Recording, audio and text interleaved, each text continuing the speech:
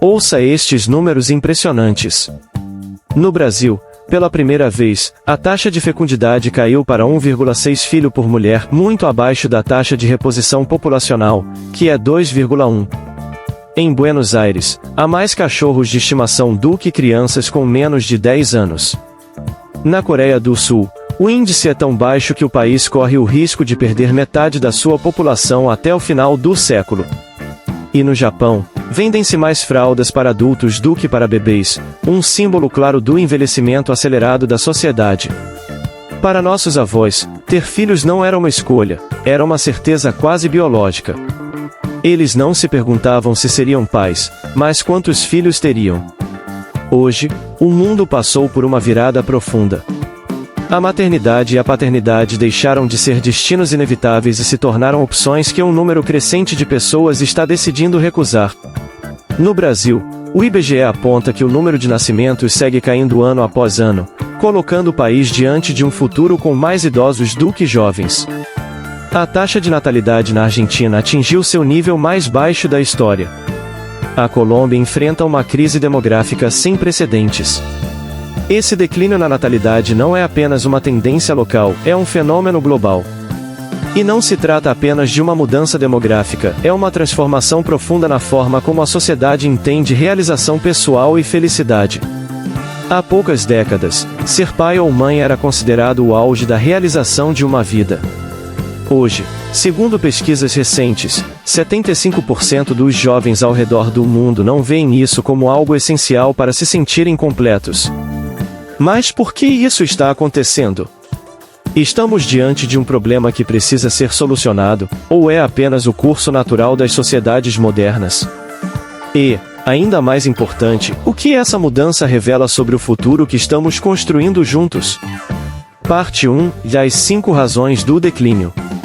Por que, em poucas décadas, ter filhos passou de ser uma certeza para uma decisão complexa e pesada? As causas são múltiplas, e muitas vezes, profundamente pessoais, mas hoje eu quero destacar 5 grandes fatores que ajudam a explicar essa transformação.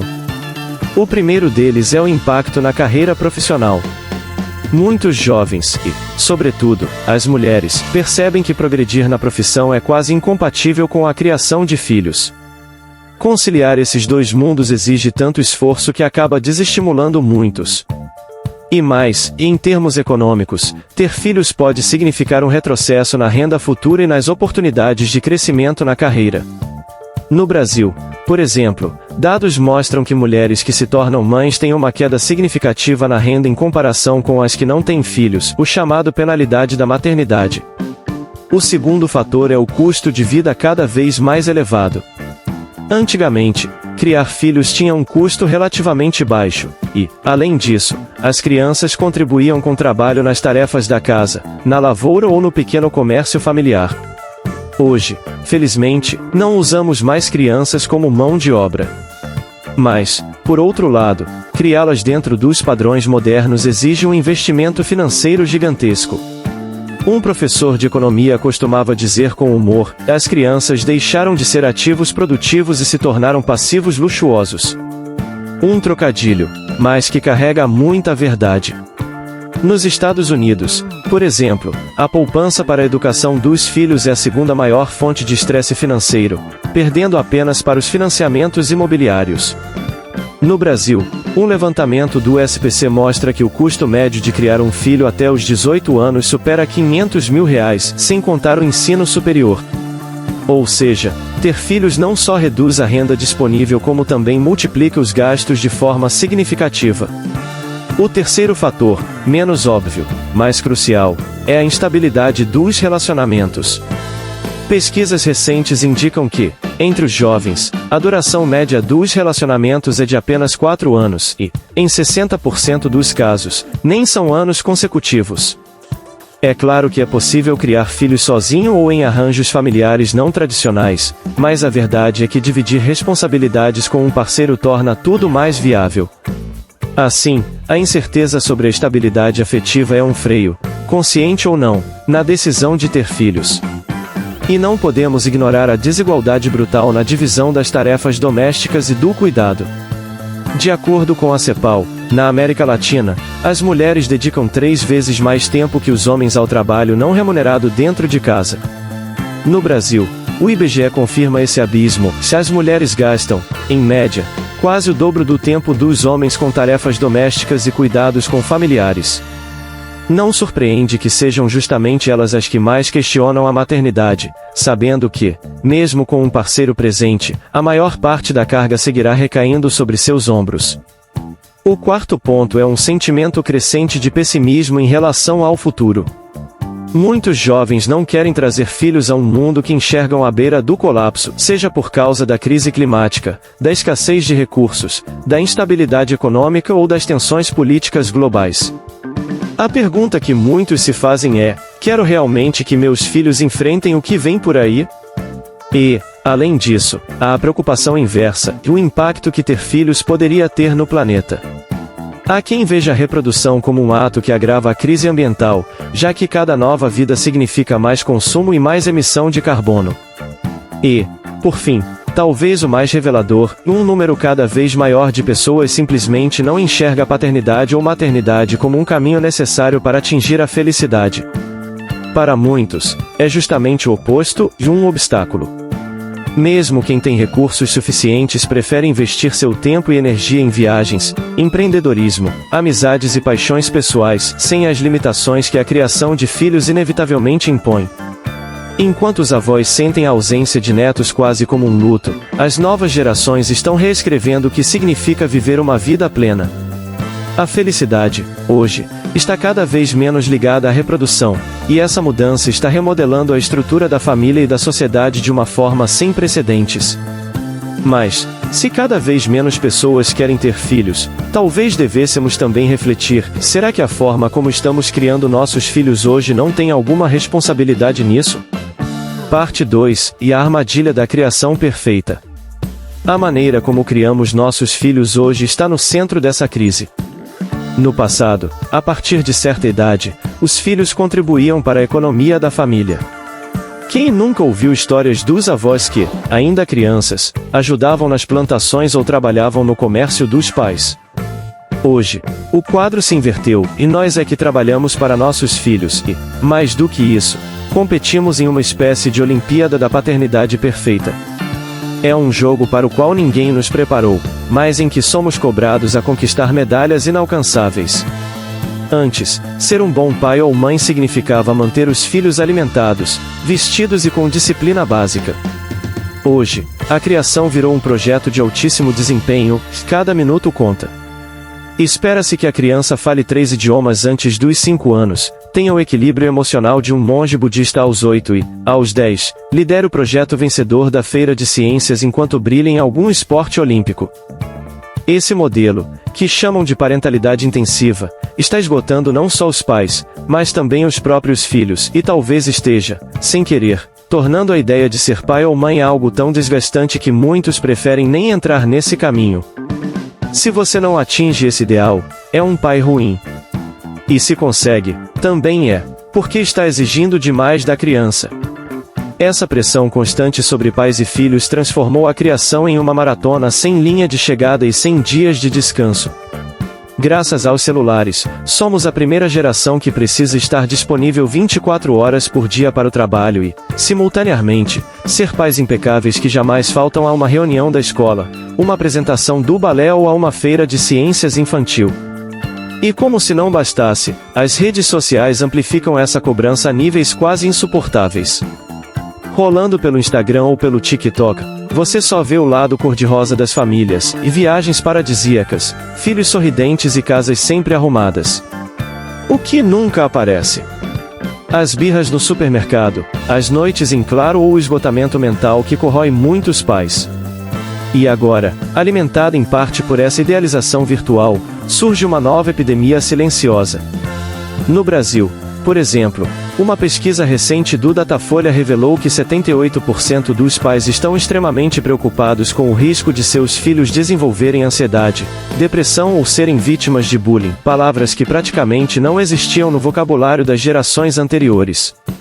Curiosamente, segundo o psicólogo Jonathan Haidt, essa obsessão por blindar nossos filhos contra qualquer risco pode estar, na realidade, causando mais mal do que bem.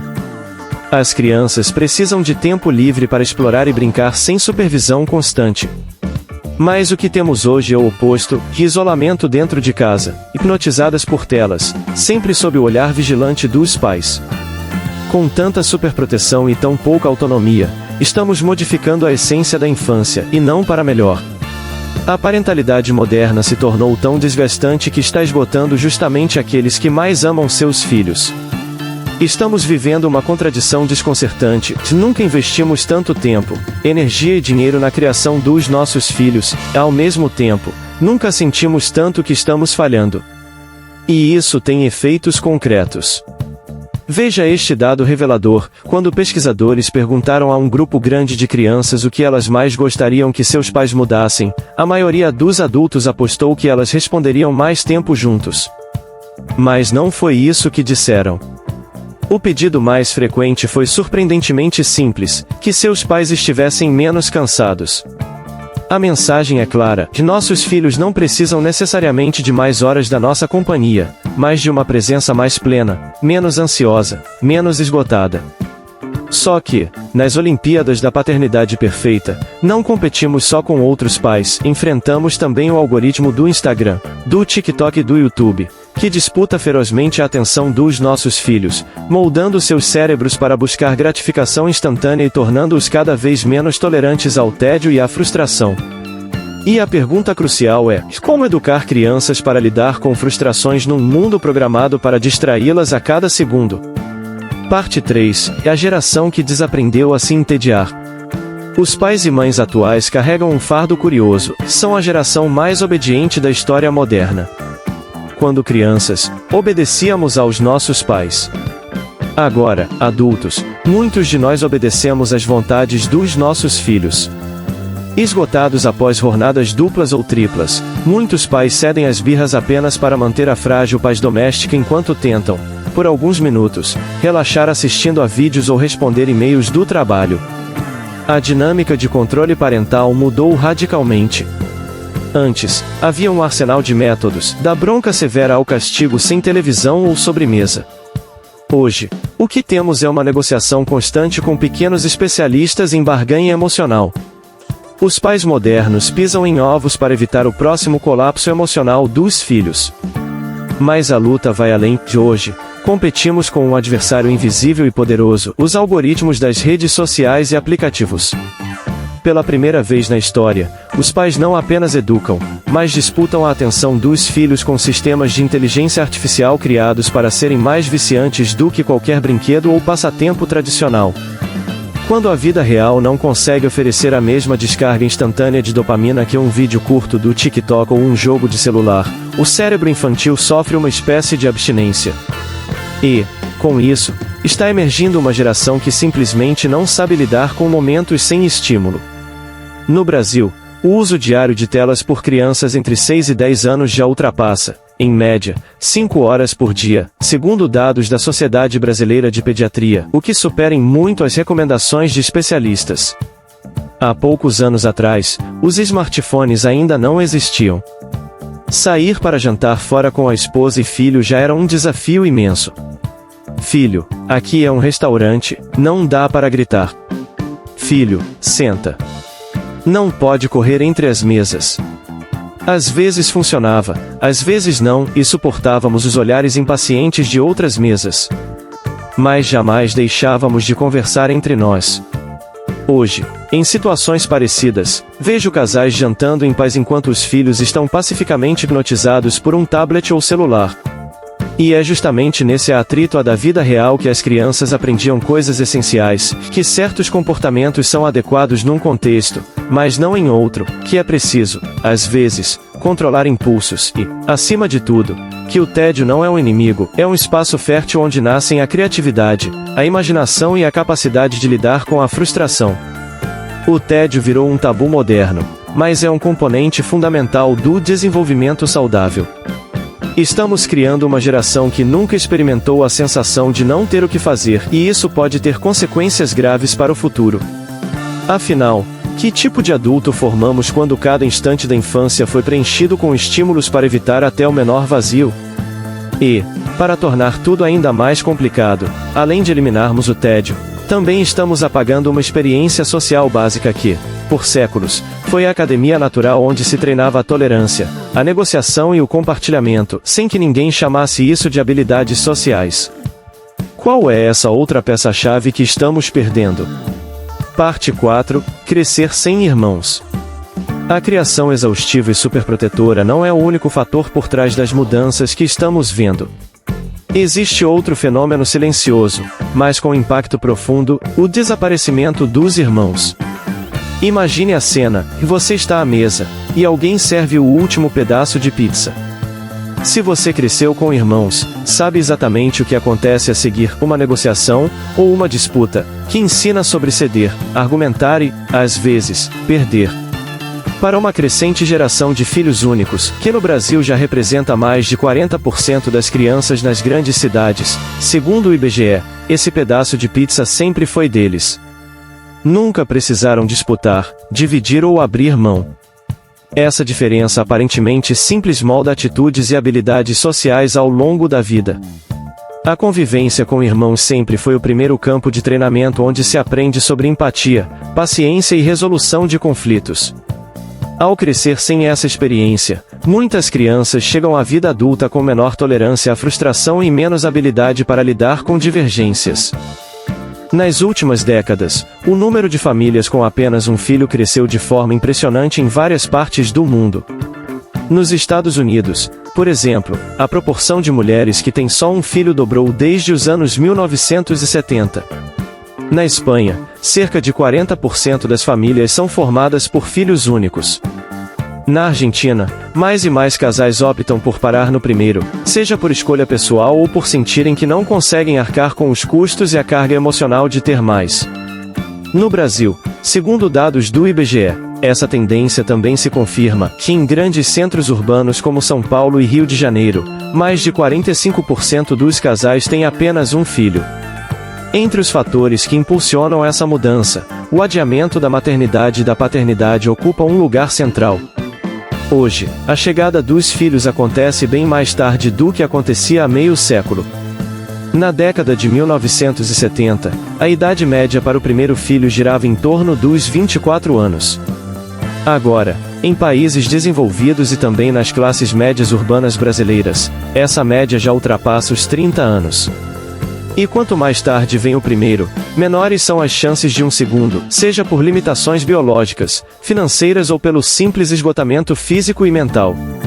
A ascensão da família com filho único está, aos poucos, remodelando a base da nossa sociedade.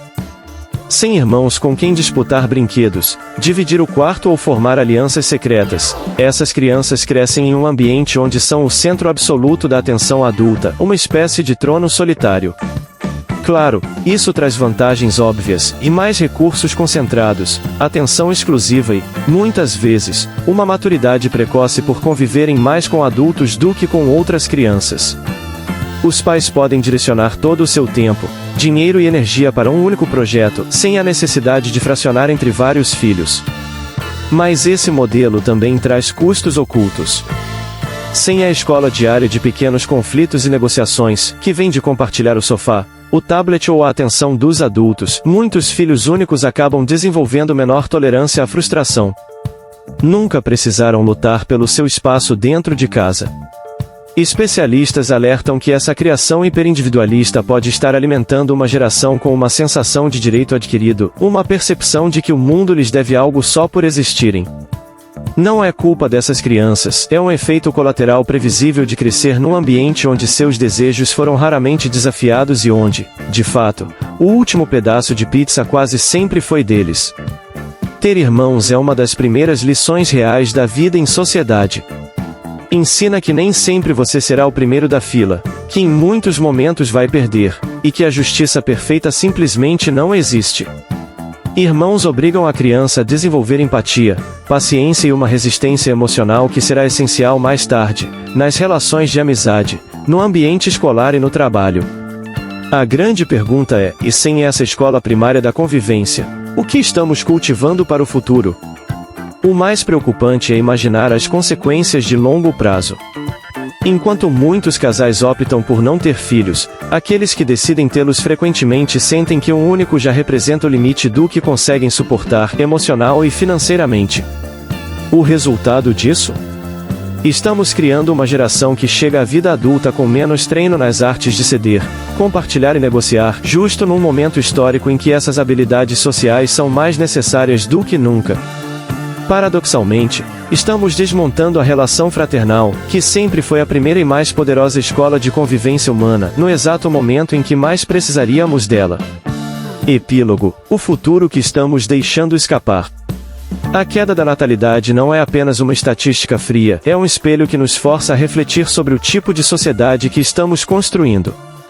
Estamos desenhando um mundo que celebra a experiência de educar e criar, ou um mundo onde os filhos são vistos como um fardo quase impossível de carregar? No Brasil, a taxa de fecundidade já caiu para 1,6 filho por mulher, abaixo do nível de reposição populacional, e continua em queda. Isso não é apenas um dado demográfico, é um sinal claro de transformações culturais profundas. Até aqui, exploramos razões legítimas e contundentes para que tantas pessoas escolham não ter filhos ou parar no primeiro. Mas há também algo mais sutil por trás dessa virada, uma mudança de valores em que, muitas vezes, a liberdade individual e o bem-estar pessoal se tornam objetivos máximos. E, nessa busca legítima por autonomia, talvez estejamos deixando para trás algo que nem sabíamos o quanto era essencial, e a experiência de cuidar do outro. De descobrir a nós mesmos justamente através desse ato de dedicação. No próximo vídeo vamos descobrir o impacto positivo e transformador que a experiência de criar pode ter, o sentido profundo que ela muitas vezes nos dá e como poderíamos reinventar a paternidade e maternidade para que voltem a ser compatíveis com uma vida adulta plena. Não como um fardo ou um sacrifício sem fim, mas como uma possibilidade poderosa de crescimento pessoal, de propósito e de reconexão com algo maior do que nós mesmos. Uma jornada que, talvez, vale a pena redescobrir. Porque, talvez, o verdadeiro problema não seja que ninguém mais queira ter filhos, mas que, em algum ponto do caminho, esquecemos por que isso fazia sentido. Esquecemos por que valia a pena. Se você gostou deste vídeo do Futuro Financeiro, te convido a compartilhar e se inscrever no canal. Assim, você ajuda demais ao nosso trabalho, e continuamos essa conversa juntos.